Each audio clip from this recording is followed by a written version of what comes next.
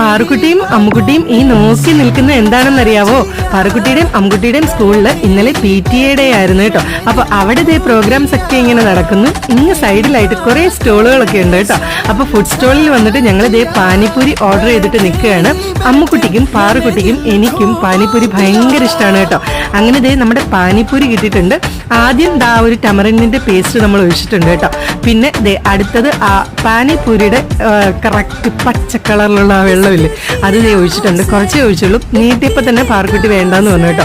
അമ്മുക്കുട്ടിക്ക് പക്ഷേ അതൊന്നും ഒരു വിഷയമല്ല. അമ്മുക്കുട്ടി ഇതേ ആസ്വദിച്ച് കഴിക്കുന്നുണ്ട് കേട്ടോ. ആ ടമറിന്റെ പേസ്റ്റ് ഇട്ടപ്പോൾ ഉള്ള ആ ഒരു പാനിപ്പൂരി അമ്മുക്കുട്ടി കഴിച്ചില്ല കേട്ടോ. അത് അമ്മുക്കുട്ടിക്ക് ഇഷ്ടമായില്ല.